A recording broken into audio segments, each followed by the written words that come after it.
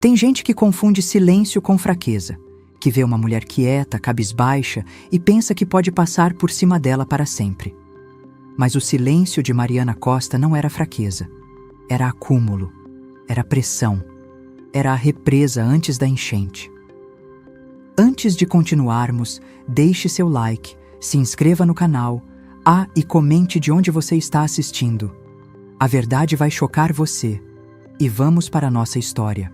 O sol batia forte naquela manhã de outubro em São Luís do Maranhão, daquele jeito que só o Nordeste sabe fazer, sem pedir licença, sem cerimônia, entrando pela janela como se fosse dono do lugar. Mariana estava na cozinha do seu pequeno apartamento no bairro do Anil, de chinelo, cabelo preso com um elástico velho, mexendo um mingau de aveia para os filhos. 2 meninos, Pedro, de 9 anos, sério e curioso como o pai nunca foi, e Gustavo, de 6, que ria de tudo e de todos com uma gargalhada que enchia qualquer cômodo. Era uma manhã comum, até o envelope chegar. A vizinha bateu na porta com ele na mão. Tinha vindo pelos correios, daquele papel grosso, creme, cheirando a dinheiro. Mariana secou as mãos no pano de prato e abriu devagar, sem pressa, como quem não espera nada de bom. E não era mesmo. Era um convite de casamento, de Renato Cavalcante, seu ex-marido, com Patrícia Fontes, filha de um dos maiores fazendeiros do Piauí. A data? 15 de novembro, dia da proclamação da República, e também, não por acaso, o aniversário de casamento deles dois. Mariana leu o cartão 3 vezes. Depois, colocou na pia, foi até o banheiro, fechou a porta com cuidado para não acordar Dona Zélia, que dormia no quarto dos fundos, e chorou. Não daquele choro barulhento, dramático. Foi aquele choro seco de quem já esgotou as lágrimas fáceis, de quem chora com raiva, não com tristeza, porque Mariana conhecia Renato há 15 anos. Tinha largado a faculdade de letras no 3º período para se casar com ele, quando ele ainda era apenas um jovem ambicioso de imperatriz, com sonhos grandes e um sorriso que convencia qualquer um. Ela acreditou naquele sorriso. Trabalhou ao lado dele nos anos difíceis, deu aula em escola pública de manhã e à tarde ajudava na pequena distribuidora que ele estava montando. Cuidou dos filhos quase sozinha, enquanto ele construía o futuro deles, como ele mesmo dizia, sempre com aquela voz grave e segura que parecia não deixar espaço para dúvidas. Mas o futuro que Renato construiu não tinha espaço para ela. 4 anos atrás, ele chegou em casa num domingo à noite, depois de uma viagem de negócios para Brasília que durou 10 dias. 10 dias em que ele mal atendeu o celular. Sentou na cadeira da sala, olhou para Mariana com aqueles olhos castanhos que ela tanto amou e disse com a naturalidade de quem pede um copo d'água: "Mari, eu quero separar, não tô feliz." Só isso, sem explicação, sem choro, sem culpa aparente. O que veio depois foi pior do que a separação em si. O advogado de Renato era um escritório caro de São Paulo, com 3 sócios e uma secretária que nunca atendia na primeira ligação. O dela era um defensor público recém-formado, esforçado, mas sobrecarregado. Renato ficou com a empresa, os carros, o apartamento no Renascença. Mariana ficou com uma pensão de 2 salários mínimos, as crianças e uma dívida no cartão de crédito que levou 2 anos para pagar. E ainda assim, ele a convidou para o casamento, com um bilhetinho escrito à mão no verso do cartão: "Espero que você venha. Os meninos precisam ver que somos maduros, sem ressentimentos, Renato." Sem ressentimentos. Mariana saiu do banheiro, pegou o mingau que tinha esfriado, serviu para os filhos sem dizer uma palavra e ficou olhando pela janela enquanto Pedro e Gustavo discutiam sobre qual personagem de desenho era mais forte. Naquele momento, ela tomou uma decisão silenciosa, firme, do tipo que nasce no fundo do peito e não pede permissão para ninguém. Ela ia ao casamento, mas não do jeito que Renato esperava. Naquele mesmo dia à tarde, Dona Zélia chegou da missa das 11 e encontrou a filha sentada na mesa da cozinha com um envelope na frente, olhando para o nada. A mãe era uma mulher pequena, de cabelos brancos cortados curtos, com mãos calejadas de anos de roça antes de vir para a cidade. Ela não precisou perguntar o que era. Pegou o cartão, leu, bufou pelo nariz, jogou de volta na mesa com um estalo e disse: "Num dia 15 de novembro, minha filha. Esse homem tem coragem demais ou vergonha de menos, provavelmente os dois." Mariana riu. Primeiro sorriso do dia. Foi Dona Zélia quem ligou para Felipe naquela tarde. Felipe Drummond era médico. Tinha conhecido Mariana 2 anos antes numa campanha de vacinação no interior do Maranhão, onde ela havia ido como voluntária durante as férias escolares dos meninos. Ele era de Belo Horizonte. Estava fazendo residência em saúde da família. Tinha um jeito tranquilo de falar devagar e ouvir de verdade. Eles trocaram número, conversaram por meses antes do primeiro encontro, e Mariana ainda não sabia bem o que nomear aquilo que sentia por ele. Mas Dona Zélia sabia. Dona Zélia sempre sabia. "Felipe, você precisa vir para São Luís. Minha filha precisa de você. E tem um casamento no mês que vem que vai mudar muita coisa." Felipe chegou 3 dias depois com uma mala pequena e uma expressão de quem estava pronto para qualquer coisa. Quando Mariana abriu a porta e o viu ali, sentiu aquela estranheza boa, aquele tipo de conforto que ela havia esquecido que existia, ser vista por alguém sem ter que se explicar. Eles conversaram até de madrugada na varanda, com cafezinho e o barulho dos grilos lá fora. Mariana contou tudo.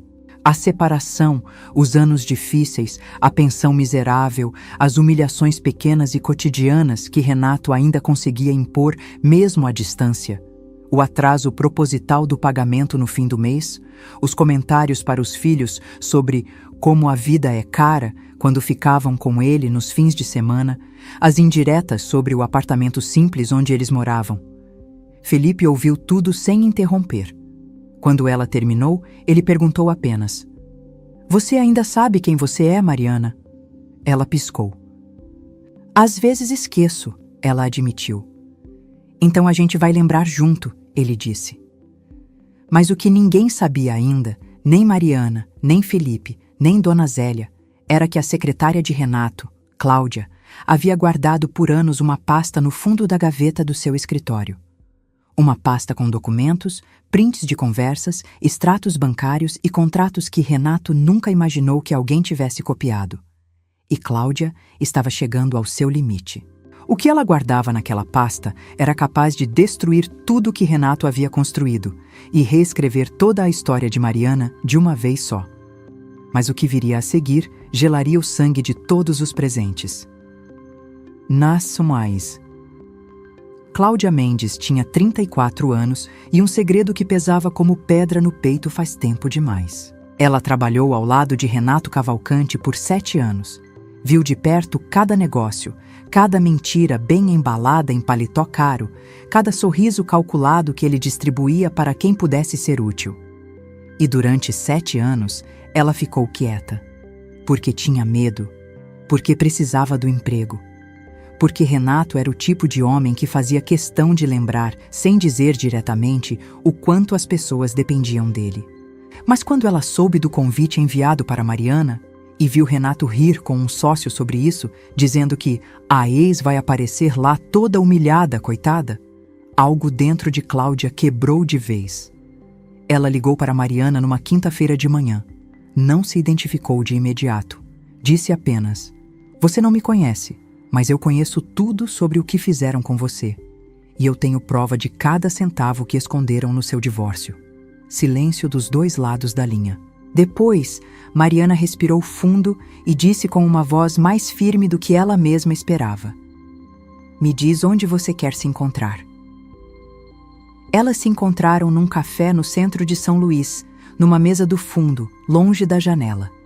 Cláudia chegou com uma mochila preta, olhando para os lados como quem carrega algo proibido, e, de certa forma, carregava. Abriu o zíper e colocou sobre a mesa uma pasta azul, grossa, cheia de papéis marcados com post-its amarelos. Extratos de contas em nome de laranjas.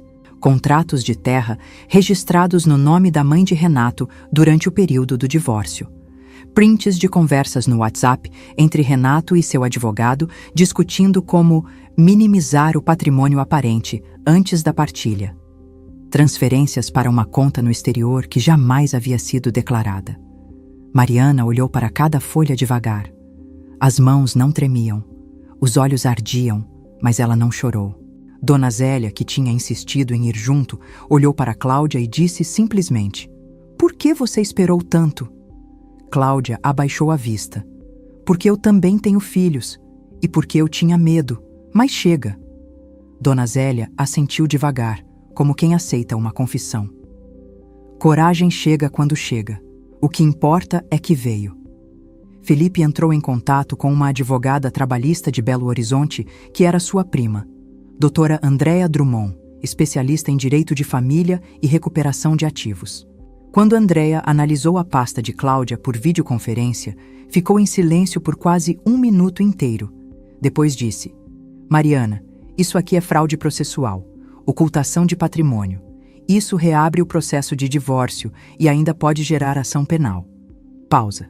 "Você quer ir até o fim?" Mariana não hesitou. "Quero." O casamento de Renato seria numa fazenda em Timon, na divisa com o Piauí. Um evento de 300 convidados, buffet de São Paulo, banda ao vivo, decoração que tinha saído em coluna social. O pai de Patrícia, o fazendeiro Augusto Fontes, havia investido pesado naquela festa.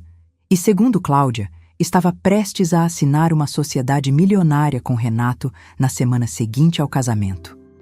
Um investimento baseado em projeções financeiras que Renato havia apresentado e que, Andréa confirmou, eram completamente fraudulentas.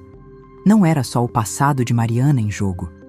Era o futuro de outra família sendo destruído pelo mesmo homem, com o mesmo sorriso. Foi Felipe quem disse o que todos estavam pensando. "Então a gente vai lá, não para estragar uma festa, para impedir um crime." Dona Zélia bateu a palma da mão na mesa. Agora falou. Nos dias seguintes, a transformação de Mariana foi silenciosa e intensa. Não era sobre aparência, era sobre postura. Era sobre uma mulher lembrando que havia um tempo em que ela entrava em qualquer sala sem pedir licença. Andréa orientou cada passo jurídico. Cláudia preparou um dossiê organizado para ser entregue a Augusto Fontes durante a recepção. E Dona Zélia, que conhecia a família de um dos funcionários da fazenda, garantiu que eles teriam acesso ao evento sem levantar suspeitas. No dia 15 de novembro, Mariana acordou antes do sol. Ficou sentada na beira da cama por alguns minutos, respirando. Pedro entrou no quarto, ainda sonolento, e perguntou: "Mãe, a gente vai mesmo?" Ela olhou para ele. "Vamos, meu filho, e você vai ver sua mãe de verdade hoje. Não aquela que o seu pai achava que ela era, a verdadeira." Pedro não entendeu tudo, mas sorriu do mesmo jeito. Ela se vestiu com um conjunto terracota, a cor da terra do Nordeste, da resistência, de tudo que nasce rachado e insiste em crescer. Cabelo solto, brincos de ouro que eram da avó, perfume simples, mas que ela amava. Quando saiu do quarto, Dona Zélia ficou parada na sala, olhando para ela por um longo momento. Depois disse apenas: "Minha filha voltou", e virou o rosto para não mostrar que estava chorando. Eles chegaram à fazenda no fim da tarde, quando o sol já dourava tudo. Os carros dos convidados lotavam a entrada, seguranças na portaria, flores brancas em toda parte. A festa de um homem que se achava intocável. Mariana entrou com a cabeça erguida, Felipe ao lado, os meninos de mãos dadas com Dona Zélia. Alguns rostos a reconheceram. Os cochichos começaram imediatamente. "É a ex-mulher dele! Que coragem! Veio de verdade?" Mas Mariana não olhou para nenhum lado. Seguiu em frente. Renato a viu de longe e por uma fração de segundo perdeu o controle do rosto. Aquela expressão calculada vacilou. Ele a encarou como quem vê algo que não deveria existir, como quem olha para um passado que achou que havia enterrado. Depois recompôs o sorriso e caminhou em direção a ela com a mão estendida. "Mariana, que surpresa! Você veio." A voz era suave, mas os olhos eram duros. "Você me convidou", ela respondeu simplesmente. Sem ressentimentos, não foi? A cerimônia aconteceu. Patrícia estava linda, jovem, com um véu longo e um buquê de orquídeas. Mariana olhou para ela e sentiu algo que não esperava sentir. Pena genuína de quem reconhece em outra mulher a mesma armadilha em que um dia caiu. Foi durante o coquetel, quando os garçons circulavam com taças de espumante e o som da banda cobria as conversas, que Cláudia se aproximou de Augusto Fontes. O homem era alto, bronzeado, com a postura de quem está acostumado a mandar. Cláudia disse apenas: "Senhor Augusto, preciso de 5 minutos do seu tempo. É sobre o seu dinheiro." Ele franziu o senho, mas foi. 15 minutos depois, Augusto Fontes saiu da sala lateral com o rosto fechado e os olhos de quem acabou de ver o chão sumir debaixo dos pés. Chamou Patrícia com um gesto discreto, mas urgente. Chamou seu advogado particular, que por coincidência estava na festa. Eles desapareceram por mais 20 minutos, enquanto a banda tocava e os convidados dançavam sem saber o que estava acontecendo. Renato percebeu que algo estava errado quando viu o sogro atravessar o salão com aquela expressão. Foi em direção a ele. Augusto o parou com uma palavra só: documentos. Renato piscou. Como assim? Os documentos que você me apresentou, as projeções, a sociedade. A voz de Augusto era baixa, mas cortava o ar como faca. São falsos, Renato. Tudo falso. E não é só isso. Ele mostrou a tela do celular com alguns dos extratos que Cláudia havia entregue. Você fez isso com a mãe dos seus filhos e ia fazer comigo. O que aconteceu nos minutos seguintes não foi um escândalo de novela. Foi pior. Foi silencioso. Patrícia saiu da festa com o pai sem olhar para Renato. Os convidados perceberam que algo estava errado, mas ninguém sabia o quê. Renato ficou parado no meio do seu próprio casamento, com a gravata afrouxada e o sorriso que finalmente havia desmoronado. Mariana estava saindo quando ele a alcançou. "Foi você", ele disse. A voz tinha perdido a segurança. Ela virou e o encarou com uma calma que levou anos para construir. "Não fui eu, Renato. Foi a verdade. Eu só parei de proteger você dela." Ele abriu a boca para responder. Mas Dona Zélia, que estava do lado, falou antes: "Boa noite, rapaz." E virou as costas.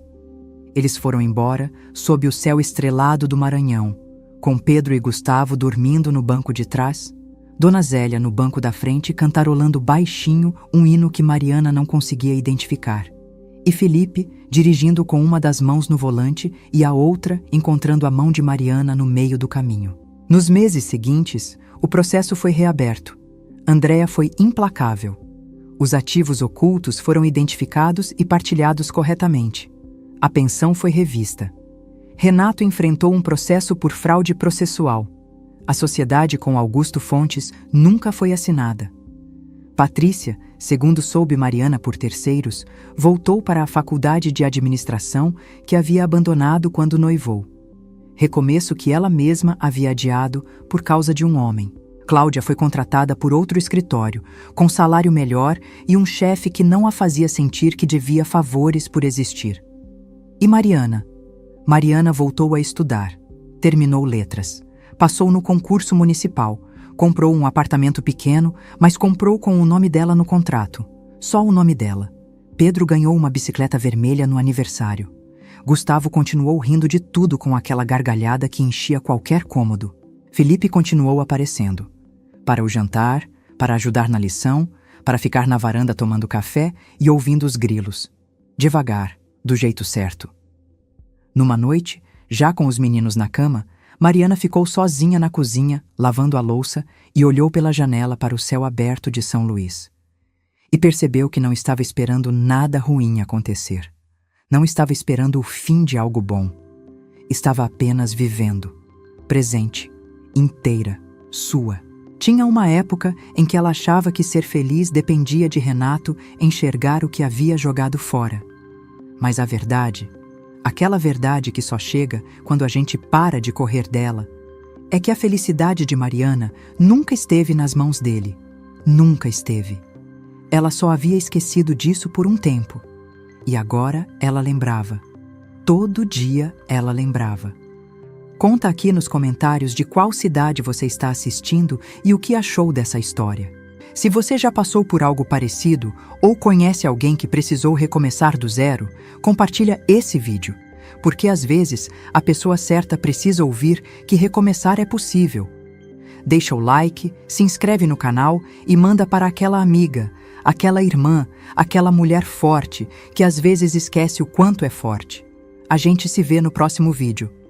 Cuida de você.